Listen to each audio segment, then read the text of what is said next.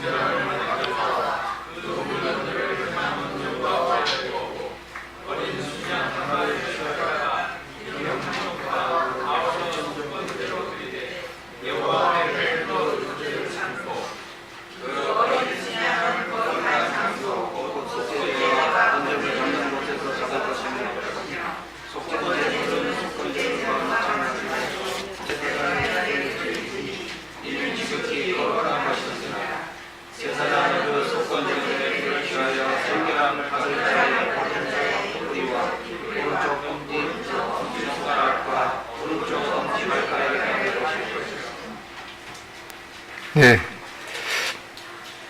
오늘 이 빼기 13장하고 14장 걸쳐서 나오는 이 나병 환자에 대한 말씀을 교제하려고 하는데, 혹시 한 번 정도 이 내용을 들으셨던 분이 있으실지 모르겠습니다. 또한 처음 듣는 분도 또 계시기 때문에 말씀을 하는데, 저는 성경 가운데서 이 레위기 13장하고 14장처럼 예수님의 우리를 위한 대속과 또 부활의 그림자를 이렇게 아름답게 말씀해 주실 수 있을까라는 생각이 듭니다. 그래서 세상에 있는 뭐 수천 권의 소설책보다도, 또는 뭐 노벨 문학상 받은 그런 책보다도 이 레위기 13장, 14장 이 말씀이 얼마나 우리를 위한 대속과 또 주님의 부활의 그림자를 이렇게 아름답게 그려 주실 수 있을까라는 그런 마음이 읽을 때마다 들게 됩니다. 근데 이 레위기에 관한 내용이 주님께서 십자가에서 죽으시고 그 후에 기록된 이야기가 아니라, 주님의 오시기 적어도 1400년 전에 예수님이 이 땅에 오셔서 어떠한 일을 행하실 것에 대해서 이렇게 모형으로 보여주셨습니다. 근데 이러한 말씀을 보면서 이 하나님의 말씀을 정말 하나님의 말씀이 놀랍다, 이런 생각을 가지지 않으신 분은, 그렇게 생각하시는 분이 도대체 있을 수가 있을까라는 생각을 하게 됩니다. 우리가 방금 이 말씀을 읽었는데 도대체 무슨 내용인지 잘 이해가 안 가실 수도 있겠습니다. 그렇지만은 이 하나님의 말씀이 시편에 보면은 하나님의 말씀이 그 용광로에서 7번 단련해서 찌꺼기를 제하고 그 은을 아주 순전한 은과 같다고 말씀하셨기 때문에, 그리고 하나님의 말씀이 이해하기가 그렇게 또 쉽지는 않습니다. 그래서 한 번 들으면은 좀 이해하시고, 또 그 다음에 또 한 번 들으면 좀 더 이해하시고, 이제 그런 내용이니까 또 이해 가시는 한도 내에서 이해하시면 되겠습니다. 먼저 이 출애굽기 4장에 보면은 이 모세가 이 잠시 동안 나병 또는 이 문둥병에 걸렸던 그런 사건이 있습니다. 근데 전에 개역 성경에는 이제 문둥병이라고 되어 있는데 그 문둥병이 참 무서운 병이죠.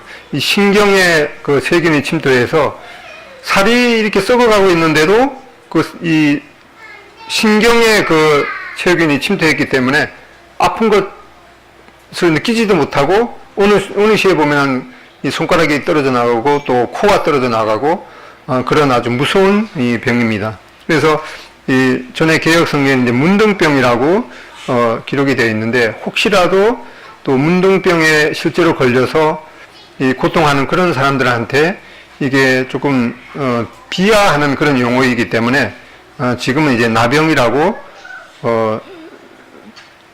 성경에 이제 바뀌었습니다. 근데 나병도 뭔가 나자가 무슨 나자인가 하니까 이게 문둥이 나자거든요. 그러니까 문둥병이나 나병이나 그게 그거니까 이제는 이 문둥병균을 발견한 사람이 한센이라는 분이거든요. 노르웨이 병리학자인 이 한센이라는 사람이 발견했기 때문에 지금은 의학적으로 이 문둥병을 한센씨 병이라고 지금은 이제 수정이 되었습니다. 그래서 방금 읽었던 우리가 레위기 13장, 14장에 거쳐서 지금 깜빡깜빡 거릴 때 뭐가 그러죠? 꺼졌다고 그러나요? 왜 그런지 모르겠네. 예. 문둥병, 이 나병을 통해서, 나병이라는 게 바로 죄가 이 나병과 같아서 어느 날 우리한테 이 죄가 침투해서 결국에는 이 죄가 이 사망으로까지 몰고 가는 그런 모형으로 이렇게 말씀해 주셨는데, 바로 나병, 이 문둥병이 이 죄라는 그 모형을 통해서 우리에게 이렇게 말씀해 주고 있습니다. 나병이라는 것이 나병에 걸렸으면 부정하다라고 말씀하셨는데, 바로 이 죄가, 그렇습니다. 이 죄가, 아담으로부터 우리 인류에게 들어왔기 때문에 그것이 바로 이제 부정하게, 된 것입니다.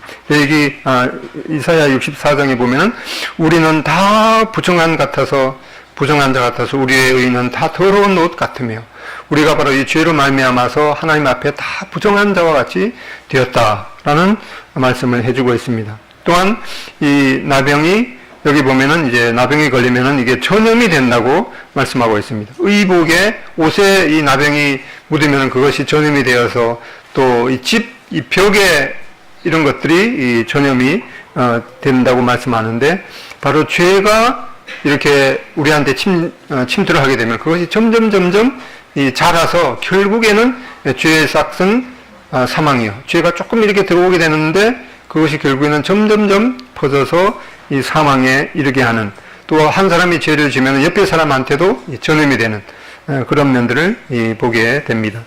이렇게 해서 이제 문둥병에 걸렸으면은 첫 번째는 그 가족들로부터 또는 그 공동체로부터 이제 격리가 되어야 했습니다. 죄도 마찬가지죠. 이 죄 때문에 이 부부 가운데서 한 사람이 이 죄로 인해서 우리는 다 지옥에 갈 수밖에 없는데, 그 부부 가운데서 한 사람이 이 죄에 대한 예수님의 대속을 믿고 이제 죄 용서함을 받고 천국에 갈 그런 이제 특권을 얻었습니다. 그런데 이 부부 중에서 한 사람이 여전히 이 믿음을 거부한 채로 있으면은 결국에는 두 사람이 영원히 격리될 수밖에 없는, 한 사람은 이제 영원한 생명에, 또 한 사람은 영원한 형벌 가운데 이렇게 격리되어야만 하는 그런 면들을 보게 됩니다. 그리고 이 나병에 걸렸을 때 이 최종적인 그런 이제 그 처리는 뭔가 하니까 옷이라든가 기타 이 나병에 걸렸던 그런 모든 물건들을 불사를 수밖에 없는, 그것을 불사를 지니라 이렇게 말씀하셨는데, 이 인류의 죄가 들어온 이 최종적인 판결은 바로 인간에게 죄를 가져온 그 사단도 영원한 불목 가운데 떨어지고, 또한 세상도 처음 하늘과 처음 땅도 불로서 심판될 수밖에 없는 그런 결과들을 보게 됩니다. 13장에 보면은 이 문둥병이 걸렸을 때 어떻게 그러면은 이제 진단을 해야 되는가 이렇게 말씀하고 있습니다. 이것은 이제 여호와께서 모세에게 말씀하여 이르시되, 이것은 13장 2절, 만일 사람이 그의 피부에 무엇이 돋거나 뾰루지가 나거나 색점이 생겨서 그의 피부에 나병 같은 것이 생기거든 그는 곧 제사장 아론에게나 그의 아들 중 한 제사장에게로 데려갈 것이요. 이렇게 하나님께서 그때 이 이스라엘 백성들이 이제 공동체 생활을 했죠. 이 레위기 내용이니까 이제 광야에서 그 텐트 안에 거하면서 이제 그 유랑 생활을 했던 그런 상태입니다. 그래서 이 레위기를 처음 공부할 때 말씀드렸던 것처럼 이스라엘 백성들의 그 어린이들은 이 성경 중에서 가장 처음 읽는 책이 바로 레위기인 것을 살펴봤습니다. 이렇게 그 공동체 생활을 하는 가운데서 이제 어떤 사람한테 이렇게 나병 같은 것들이 이제 발견이 됐습니다. 이 피부에 이렇게 그 색점 같은 것들이 생기면은 이것이 정말 그 문둥병인지 이제 진단을 해야 되는데, 진단을 이제 의사가 하는 것이 아니라 누가 하는가 하니까 제사장에게로 데리고 갈 것이라고 이렇게 말씀했습니다. 그래서 이 나병은 이제 의학적인 그런 문제가 아니라 이 영적인 문제인 것을 여기에 말씀해 주고 있습니다. 그래서 이 나병은 살아있지만은 결국에는 그 신경에 그 세균이 침투해서 자기도 모르는 사이에 코도 떨어지고 손도 떨어지고 발가락도 떨어지고 이래서 결국에는 이 사망에 이르는 그런 병인데, 왜 이러한 병이 걸리도록 하나님께서 허락하셨는지는 그거는 우리가 하나님의 고난에 속했기 때문에 알 수가 없는 것이죠. 그렇지만 이 사람한테 이러한 질병이 걸렸으면은 하나님의 마음은 어떤 것인가? 그냥 그 문둥병에 걸려서 그냥 죽게 내버려 두는 것이 하나님의 마음이 아니라 어떻게든 그 사람이 문둥병에 걸렸으면 정확한 진단을 받아서 이제 치료를 받아서 이제 그 정상적인 생활을 하기를 원하는 그런 하나님의 사랑의 마음이 담겨 있는 것을 보게 됩니다. 이런 면들을 살펴볼 때 우리 어떤 사람은 인생 가운데 다른 사람에 비교할 수 없을 만큼 아주 고통스러운 것이나 아니면 다른 사람이 겪지 않아도 되는 그러한 면들을 아주 겪은 경우가 있는데, 왜 그런 사람한테 그런 어려움을 겪게 되는지 우리는 알 수 없지만은 그런 모든 것을 통해서 하나님께서는 그 사람이 이제 하나님께로 돌아오게 하는 그런 하나님의 섭리가 그 뒤에 있는 것을 보게 됩니다. 그래서 이 제사장이라는 사람이 도대체 어떤 사람인가? 너희도 이 왕 같은 제사장이라 믿는 우리 성도를 향해서 그렇게 말씀하셨는데, 이 제사장이라는 것이 무언가니까 여기 신명기 21장 5절에 보면은 레위 자손 제사장들도 그리로 갈지니, 그들이 이제 제사장이죠. 그들은 너희 하나님 여호와께서 택하사, 이 제사장들을 하나님께서 택하셨습니다. 그리고 이 자기를 섬기게 하시며, 여기 자기는 누굽니까? 하나님이죠. 하나님을 섬기게 하시며 또 여호와의 이름으로 축복하게 하신 자라, 이렇게 말씀하셨는데, 이제 제사장의 정의를 여기서 말씀하고 있죠. 여호와께서 택하시고 이 자기를 하나님을 섬기게 하시고 또 여호와의 이름으로 축복하게 하신 자, 요걸 이제 간단한 그림으로 이렇게 보면은 이 제사장이 파란 부분이 제사장입니다. 제사장을 이제 하나님께서 선택하셨어요. 그리고 왜 선택하셨는가 하니까 자기를 하나님을 섬기게 하시고 또 하나님의 이름으로 백성들을 이제 축복하게 하시는 그러한 역할을 맡은 사람이 바로 이 제사장인 것을 보게 되죠. 그래서 우리가 너희들도 왕 같은 제사장이다 이렇게 말씀하셨는데, 그러면 우리가 무엇을 해야 되는가? 우리는 하나님 앞에 와서, 특별히 형제님들이 하나님 앞에 공적인 그런 예배를, 하나님을 섬기는 것이죠. 또한 자매님들도 이제 모두가 이 제사장이기 때문에 하나님을 섬기는 그러한 역할이 제사장의 첫 번째 역할입니다. 그리고 이제 하나님의 이름으로 백성들을 이제 축복하게는, 우리가 하나님의 이름으로 다른 사람을 축복할 수 있는 이러한 고난을 가진 것은 아주 대단한 특권인 것을 보게 되죠. 그래서 믿지 않는 사람들을 만나면은 내가 하나님의 이름으로 당신을 위해서 기도해 주겠습니다. 이 말이 얼마나 놀라운 말이고 특권인가를 보게 됩니다. 그래서 이러한 특권들을 우리는 잘 또 수시로 사용해야 되는 것을 보게 됩니다. 이러한 제사장은 그 피부의 병을 진찰할지니 제사장은 그 환자를 이래 동안 가두어 둘 것이요. 그래서 이 어떤 사람이 나병이인지 어떤지 그런 이제 병세가 있으면은 이제 제사장은 7일 동안 이 사람이 일단은 격리를 시켜두고 이것이 정말 문득병인지 아닌지 잘 관찰하도록 했습니다.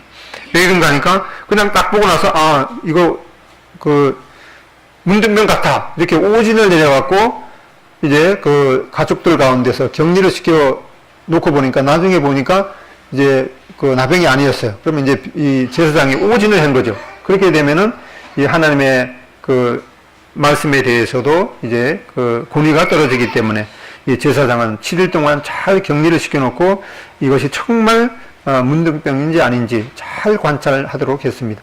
이걸 이 하나님께서 다 이렇게 하라고 말씀하셨기 때문에 하나님께서는 한 사람의 인격에 대해서 얼마나 존중하시는가를 보게 됩니다. 그래서 이제 제사장은 진찰할지니 그 병이 피부에 이제 퍼졌으면 일주일 동안 잘 관찰해 보니까 이제 병이 퍼졌어요. 그러면은 그는 이제 제사장이 이 사람은 이제 부정하다. 그러니까 이제 나병이 확진을 받았습니다. 그러니까 부정하다 할시니 이는 나병 문둥병임이니라 이렇게 확진을 내리게 됩니다. 이 예레미야 17장 9절에 보면은 만물보다 거짓되고 심히 부패한 것은 마음이라 누가 이를 알리오마는 이 사람의 마음이 세상 모든 만물보다도 심히 만물보다 거짓되고 심히 부패한 것이다. 그래서 이 모든 사람이 하나님 앞에 이 부정하다라는 이 판결을 피할 수가 없는 것을 보게 됩니다. 이렇게 되면은 이제 진행된 나병을 이제 어떻게 조치를 하는가? 이 제사장이 진찰을 하게 됩니다. 그리고 아무 때든지 그에게 생살, 난육이 보이면은 그는 부정한 적. 상처에서 이제 생살이 보이면은 그는 부정하다. 이렇게 말씀하고 있습니다. 또, 이 머리에 나병이 있을 때는 이거는 더 이상 어떤 관찰이 필요하고 머리에 나병이 있을 때는 이거는 확실하게 부정하다라고 판결을 내렸습니다. 그는 그를 확실히 부정하다 할 것은 그 피부가 환부가 그 머리에 있음이니라. 머리에 이 나병 정체가 있을 때는 확실하게 부정하다고 판결을 내렸습니다. 역대하 26장에 보면 그가 강성하여짐에 그 마음이 교만하여 악을 향하여 그의 하나님 여호와께 범죄하되 곧 여호와의 성전에 들어가서 향단에 분향하려 한지라.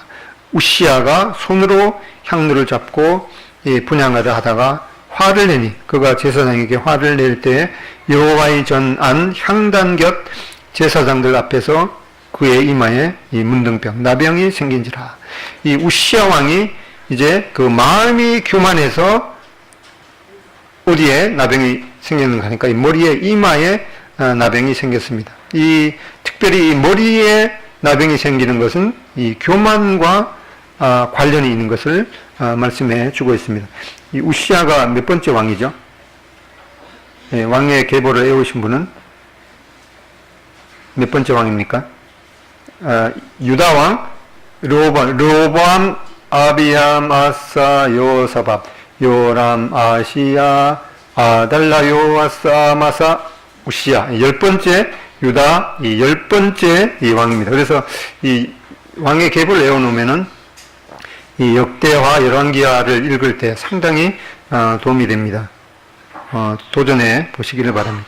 아무튼 이렇게 이 유다 왕 10번째 왕이 이렇게 교만해서 이마에 나병이 생긴 것은 이 교만과 연관이 있고, 이 머리에 나병이 생겼으면 확실하게 부정하다라는 판결을 보게 됩니다. 그래서 하나님 앞에서 이 가장 무서운 죄가 바로 이 하나님을 보고도 또 하나님의 말씀을 듣고도 무릎을 꿇지 않는 자, 그 사람이 하나님 앞에서 가장 무서운 이 죄인인 것을 보게 됩니다. 이렇게 나병의 확진을 받았을 때는 어떻게 하는가니까, 나병 환자는 옷을 찢고 머리를 풀며 윗입술을 가리고 외치기를 부정하다 부정하다 할지어. 이 나병에 걸린 자는 이제 나는 나병에 걸렸습니다 라고 이렇게 외쳐야 됐습니다. 그리고 이제 병이 있는 날 동안은 늘 부정할 것이라. 그가 부정한 즉 혼자 살되 진영 밖에서 살지니라. 이 나병의 확진을 받으면은 이스라엘 백성들이 텐트 안에서 공동체 생활을 했는데 격리가 되어서 혼자 살아야 했습니다. 이렇게 가족들과 또 부부 가운데서 이제 한 사람이 예수님을 믿고 한 사람이 믿지 않았을 때는 이 영원히 격리될 수밖에 없는. 그래서 요즘 청년들이 가끔씩 가다가 섬뜩한 그런 용어를 쓰는데, 이 장난삼아 쓰겠죠. 헤어질 때 뭐라고 하죠? 장난삼아서 우리 청년들, 야 우리 찢어지자, 그러죠. 근데 그 말이 얼마나 섬뜩한 말인가를 들을 때마다 그거 좀 사용 안 했으면 좋겠더라고요. 무서운 말입니다. 그래서 이 부부 가운데 한 사람이 주님을 믿지 않았을 때는 영원히 찢어질 수밖에 없는 참 이 무서운, 병이 있는 날 동안은 늘 부정할 것이라. 그가 부정한 즉 혼자 살되 진영 밖에서 살지니라. 이사야서 59장 2절. 오직 너희의 죄악이 너희와 너희 하나님 사이를 찢어 놓았고 갈라 놓았고, 이 죄의 그런 그 힘이 얼마나 무서운가를 보게 됩니다. 근데 이제 이 온 몸에 나병이 퍼졌을 때는 어떻게 하는가? 이 제사장이 보기에 나병이 피부에 크게 발생하였을 때 그 환자의 머리부터 발끝까지 퍼졌으면 진찰할 것이요. 나병이 과연 그의 전신에 퍼졌으면 그 환자는 정하다 할지니 다 희어진 자인즉 정하거니와. 이 나병이 이제 이 손끝에서부터 발끝까지 퍼졌으면은 오히려 그 환자를 정하다, 아니면 깨끗하다라고 하는 그런 진단을 내리게 됩니다. 이거는 참 이해할 수 없는 그런 그 하나님의 말씀인 것을 보게 됩니다. 그래서 이렇게 이제 죄가 아주 가득한 사람, 즉 나병이 전신에 퍼져 있는 사람은 이제 더 이상 자신을 숨길 수가 없죠. 온 몸에 나병이 걸렸으면은 나는 이제 뭐 누가 봐도 나는 부정한 자야, 나는 도대체 소망이 없는 자야 라는 그런 마음을 가지고 이제 고침받기를 그의 이제 평생의 소원은 바로 내가 어떻게 하면 이 나병 환자에서 나음을 받을 수 있을까, 그것밖에 생각이 없습니다. 바로 제사장은 이런 사람을 찾아서 이제 당신은 정하다, 당신은 이제 나병에서 나음을 받았습니다 라고 하는 그런 선언을 보게 됩니다. 바로 이 제사장이신 예수님은 이러한 사람을 찾으시는 것을 보게 됩니다. 누가복음 5장 12절에 예수께서 한 동네에 계실 때 온 몸에 나병 들린 사람이 있어 예수를 보고 엎드려 구하여 이르되 주여 원하시면 나를 깨끗하게 하실 수 있나이다. 이 나병 환자가 이제 온 몸에 나병 걸린 환자가 예수님을 만났을 때는 뭐라고 했는가 하니까 주여 원하시면, 이 주님께서 원하시면은 나를 깨끗하게 할 수 있습니다 이렇게 말했는데 13절에 예수께서 손을 내밀어 그에게 대시며 이르시되 내가 원하노니 깨끗함을 받으라 하신데 곧 나병이 떠나니라. 이 온 몸에 나병 걸린 사람이 이제 예수님 앞에 감히 나를 고쳐주십시오 이렇게 말하는 것조차 이제 두려워서 예수님께서 원하시면 나를 깨끗하게 하실 수 있습니다 이렇게 고백을 했는데 예수님께서는 내가 원하노니 깨끗함을 받으라 이렇게 말씀하심으로 고쳐 주셨습니다. 시몬 베드로가 예수님을 거룩하신 예수님, 바로 예수님을 배우면서 예수님께서 정말 하나님이시구나 그런 마음을 그런 생각을 가졌을 때는 베드로가 자신을 봤을 때는 나는 이 거룩하신 예수님 앞에 거룩하신 하나님 앞에 죄인일 수밖에 없구나 라는 그런 고백을 했습니다. 이 시몬 베드로가 이제 예수님께서 바로 온 우주 만물을 창조하시고 주관하시는 하나님이시구나 라는 그런 깨달음 앞에 베드로는 주여 나를 떠나소서 나는 죄인이로소이다 이렇게 고백을 했습니다. 그럴 때 이제 예수님께서는 무서워 말라 이제 후로는 너가 사람을 취하리라 이렇게 말씀해 주셨습니다. 이 마가복음 2장 17절에 보면은 건강한 자에게는 의원이 쓸데없고 병든 자에게라야 쓸데있느니라. 이 건강한 자에게 이 의원이 쓸데없고 병든 자에게 의원이 필요한데 예수님께서 말씀하시길 내가 의인을 부르러 온 것이 아니요 이 죄인을 부르러 왔노라 하시니라. 예수님께서 찾으시는 사람은 나는 뭐 이것도 했고 저것도 했고 그래서 하나님 앞에 정말 많은 일을 했습니다 이렇게 떠벌리는 사람이 아니라 나는 이 하나님 앞에 정말 죄인이고 지옥에 갈 수밖에 없는 그런 사람이구나. 그런 사람을 예수님께서는 찾으러 오셨습니다. 그래서 이 성경에 보면 이 많은 사람들이 나는 하나님 앞에 정말 죄인이구나. 그런 이 깨달음을 그렇게 자기 자신이 그런 자임을 깨달은 사람치고 이 나음을 받지 않는 사람이 없었던 것을 보게 됩니다. 몇 사람만 이렇게 보면은 이제 예수님께서 십자가에 달리실 때 옆에 있는 이 강도는 이렇게 말했습니다. 우리는 우리의 행한 일에 상당한 보응을 받는 것이니 이에 당연하거니와 예수님께서는 이 죄가 전혀 없으시다. 그렇게 하고 이제 이 강도는 예수님한테 고백을 했죠. 당신의 나라에 임하실 때 나를 기억해 주십시오. 그랬을 때 예수님께서는 즉시로 내가 오늘 나와 함께 낙원에 있으리라. 이렇게 약속을 해 주셨습니다. 또 한 사람을 찾아보면은 누가복음 15장 21절에 보면은 누군지 알겠죠? 이 탕자는 아버지를 협박을 해서 유산을 미리 타서 먼 데 가갖고 허랑방탕하게 쓰다가 이제는 완전히 이렇게 쪽박을 차고 아버지께로 돌아왔습니다. 그러면서 아버지 내가 하늘과 아버지께 죄를 지었사오니 이렇게 이 탕자는 아버지 앞에 뿐만 아니라 하나님 앞에 내가 죄를 지었습니다. 이렇게 했을 때 이렇게 자기가 죄인인 것을 고백했을 때 아버지가 받아 주신 것을 보게 됩니다. 요한일서 1장 8절에도 보면은 만일 우리가 죄 없다고 말하면 스스로 속이고 또 진리가 우리 속에 있지 아니할 것이요 만일 우리가 우리 죄를 자백하면 그는 미쁘시고 의로우사 우리 죄를 사하시며 우리를 모든 불의에서 깨끗하게 하실 것이요. 이렇게 예수님께서는 죄인을 찾으러 오셨는데 나는 정말 하나님 앞에 죄인입니다. 이렇게 고백하는 자에게는 그 모든 불의에서 깨끗하게 하실 것이다 라는 그런 하나님의 약속을 보게 됩니다. 이 나아만 장군도 이렇게 자기가 이 문둥병이 걸린 것을 이제 옷을 벗고 이 요단강에 가서 씻었을 때 나음을 받게 되었습니다. 이렇게 이제 나병리에서 이제는 나았다라고 하는 그런 이 판결을 받은 사람이 어떻게 해야 되는가 이렇게 말씀하고 있습니다. 이 14장에 보면 이때에도 이제 하나님의 말씀이 모세에게 임했습니다. 그 사람을 제사장에게로 데려갈 것이요. 제사장은 진영에서 나가서 칭찬할지니라.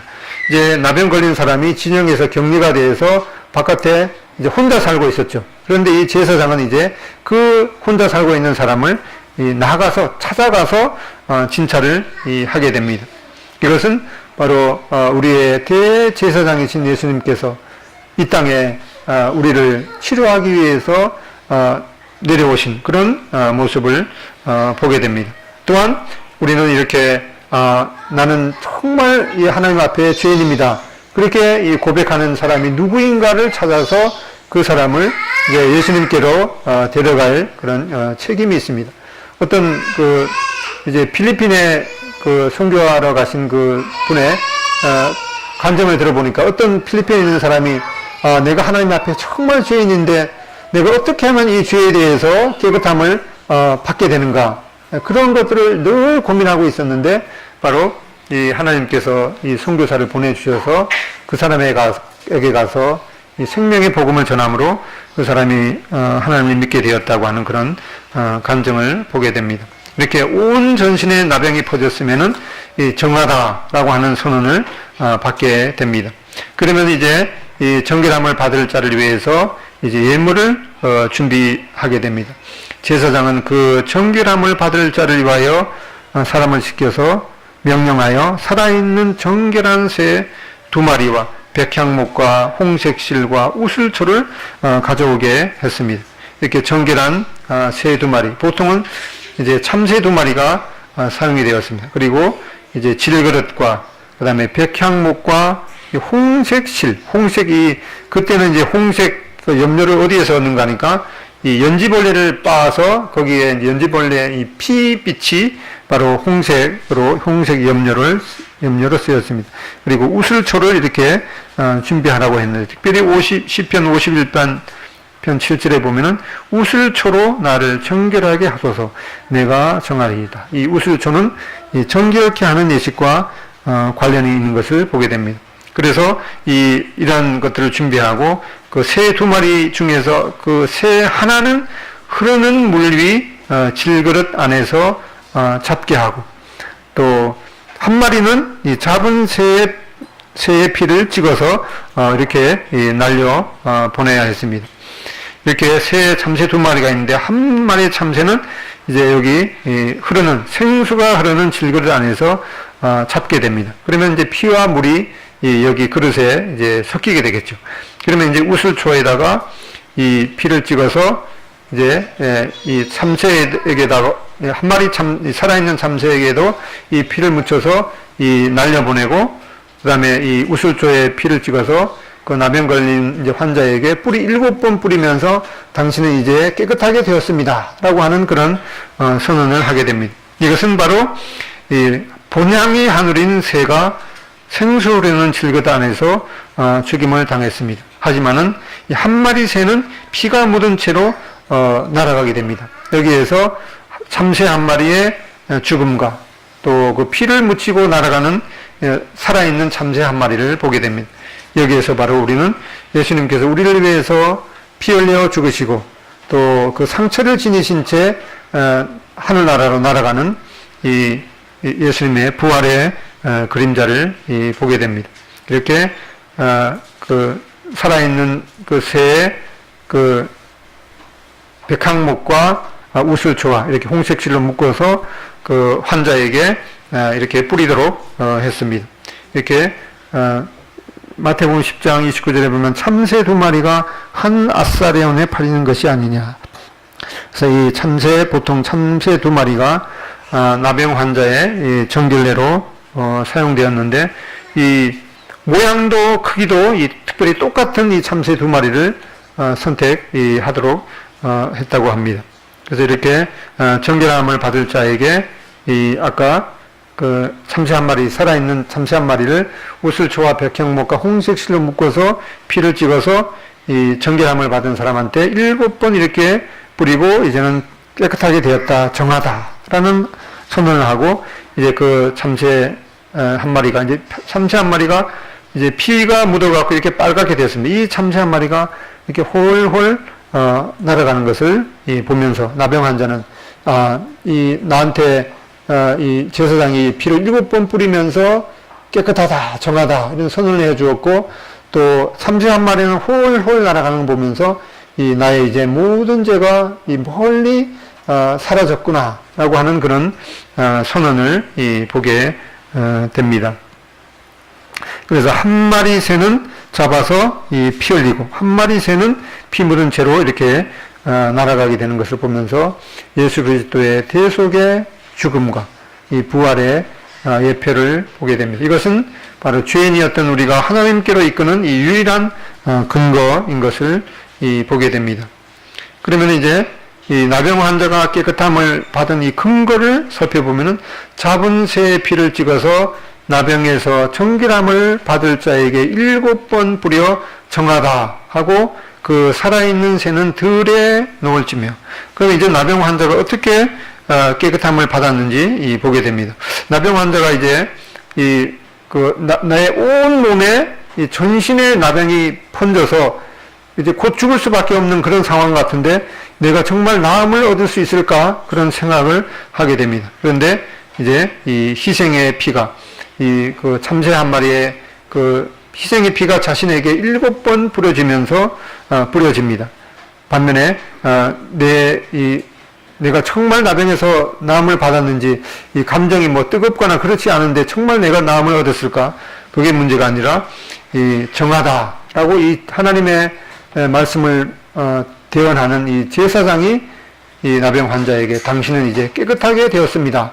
이거는 하나님의 선언이기 때문에 그 어떤 사람도 정죄를 할 수가 없습니다. 그리고 이제 내가 정말 이 나병에서 나음을 받았는지 실감이 가는가 안 가는가 그게 문제가 아니라 피 묻은 채로 이제 홀홀 날아가는 그 새를 보면서 내가 정말 이 나병에서 나음을 받았구나라고 하는 그런 확신을 가지게 됩니다. 이와 같이 똑같이 이제 우리가 이 속량 또는 이 대속함을 받은 이 증거가 무엇인가, 내가 정말 이 모든 죄에서 나음을 받았는가, 이것이 문제가 아니라 예수 그리스도께서 흘리신 그 피가 우리의 증거가 됩니다. 예수님께서 십자가에서 죽으신 것이 바로 우리를 위한 대속의 죽음으로 피와 물을 다 흘리셨기 때문에 그것이 바로 우리가 대속 이 속량 하나님의 자녀가 되었다는 이 증거이기도 합니다. 또한 내가 정말 이 하나님의 자녀가 되었는가 또 영생을 얻었는가 이 감정이 문제가 아니라 하나님이 선하시는 말씀이죠. 너희가 예수 그리스도의 피로 말미암아 구속 또는 대속 곧 죄사함을 받았으니 라고 하는 이 하나님의 이 선언이 중요합니다.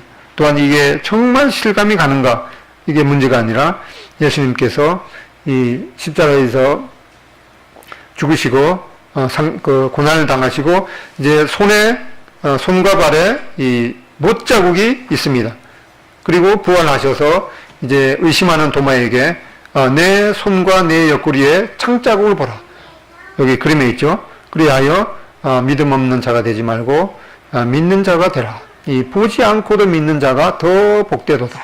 우리는 예수님의 이러한 그 십자가의 죽으심과 또 이마에 그 가시면류관 자국, 그 손과 발의 옆구리에 이러한 창자국, 못자국을 본 적이 없지만은 우리의 믿음의 눈으로 바라보면서 예수님께 대한 믿음을 표현하는 사람이 보지 않고 믿는 그러한 사람이 더 복되도다라고 말씀하고 있습니다. 그래서 여기 이제 이사야서 53장 여기 우리라고 읽는데 우리 중에 내가 포함되지 않으면 별 의미가 없겠죠. 그래서 나라고 이렇게 넣어서 각자가 읽어보겠습니다. 시작. 그가 찔림은 나의 허물 때문이요 그가 상함은 나의 죄악 때문이라. 그가 징계를 받음으로 나는 평화를 누리고 그가 채찍에 맞음으로 나는 나음을 받았도다. 나는 다 양 같아서 그릇 행하여 각기 제 길로 갔거늘 여호와께서는 나의 모두의 죄악을 그에게 담당시키셨도다. 이사야서 53장 5절 6절 말씀. 아멘. 주일학교 어린이들은 그렇게 합니다. 네. 그래서 이제 이 정결하다는 선언을 받은 문둥병자가 이제 비로소 해야 할 일이 있습니다. 이 나병 환자가 정함을 받기 위해서는 자신이 한 일은 아무것도 없었던 것을 보게 됩니다. 이 부정한 채로 제사장에게로 끌려왔습니다. 그러면 제사장이 진영 바깥까지 찾아왔고 또 정한 새 2마리가 준비되었고 이 자기가 준비하는 것이 아니라 다른 사람이 준비합니다. 또 새 한 마리가 죽임을 당했고 또 다른 새가 흐르는 물이 가득한 질그릇에 담긴 그 피에 담가졌고 백향목과 우슬초와 홍색실에 피가 묻혀져서 자신에게 7번 뿌려졌으며 제사장이 정하다 선언하고 이제 피 묻은 그 새가 하늘로 날아갔습니다. 여기에서 이 나병 환자가 자기가 나음을 받기 위해서 한 일이 뭐가 있죠? 자기가 한 일은 아무것도 없는 것을 보게 됩니다. 그냥 가만히 있기만 했죠. 그래서 바로 우리가 하나님 앞에 우리의 모든 죄가 용서가 되고 우리가 하나님의 자녀가 되고 우리가 영생을 얻기 위해서 우리가 한 일이라고는 아무것도 없죠. 다만 우리는 내가 정말 하나님 앞에서 이 지옥에 갈 수밖에 없는 그런 죄인이구나. 그것만 깨달았는데 어느 날 보니까 바로 예수님께서 2000여 년 전에 나를 위해서 이러한 모든 일을 행해 주신 것을 우리가 믿음으로 받아들이고 영생을 얻게 되었습니다.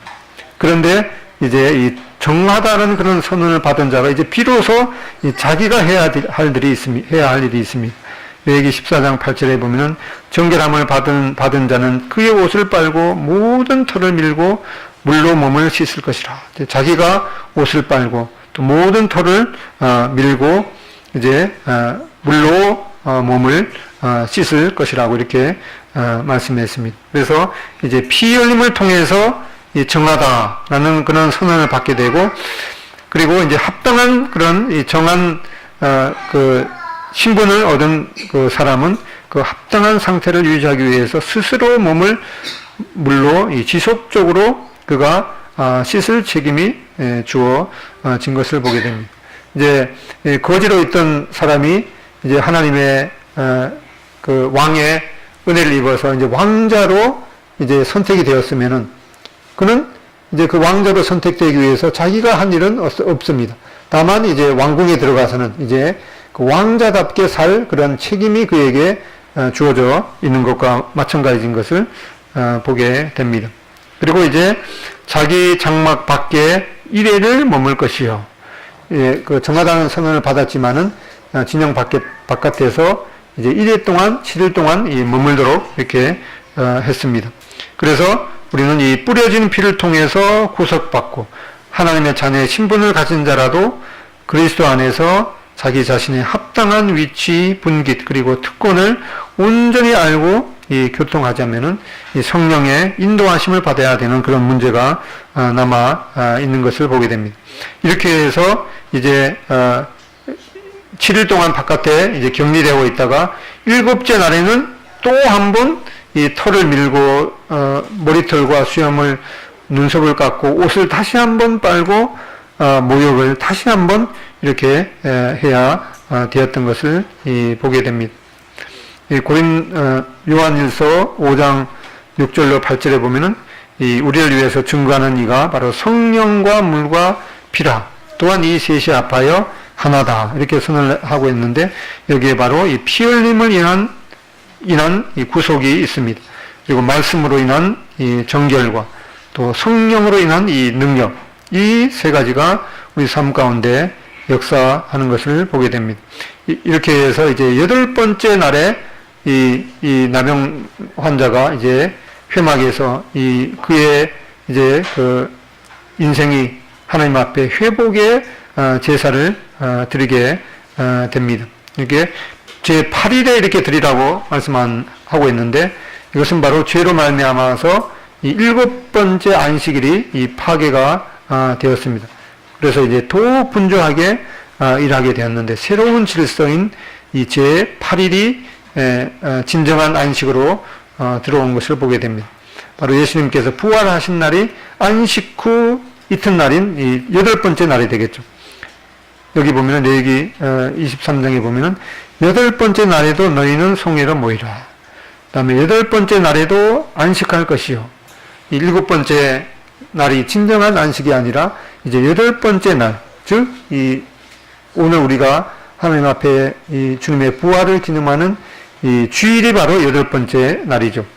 예수님께서 제자들한테 나타났었을 때에도 여덟 해를 지나서 제자들이 다시 집안에 있을 때 도마도 함께 있고 문들이 닫혔는데 예수께서 오사 가운데 서서 이르시되 너희에게 평강이 있을지어다 이렇게 말씀했습니다. 이 이스라엘 가버나움에 가보면 이렇게 팔각형 모양이 되어 있는데 또 이 베드로의 집도도 이렇게 팔각형으로 되어 있습니다.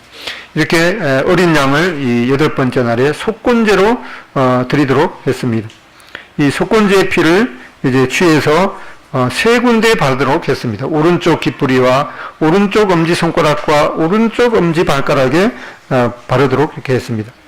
이 우리의 몸이 모든 우리의 육체가 지체가 하나님 앞에 죄의 도구로 사용되었지만 이 3가지가 대표적인 죄의 도구로 사용되었죠. 귀는 이 헛되고 어리석고 부정한 것을 전하는 통로였습니다. 손은 바로 부정한 짓을 저지르는 이 도구였죠. 발은 이 부정한 길로 달려가는 발이었습니다. 이렇게 우리 몸의 3군데 대표적인 그곳에 바로 이 속건제의 피를 바르도록 했습니다. 그리하여 이러한 이 모든 죄가 하나님 앞에서 이제 이 도말 되었죠. 그리고 나서 하나님께서는 너의 죄를 기억지 아니하리라. 이렇게 이 예수님의 피로 말미암아서 우리 죄를 기억지 않는다고 말씀해 주셨습니다. 그 다음에 이제 그 기름을 취해서 이제 그 피를 바른 그곳에 그 위에다가 기름을 바르도록 했습니다.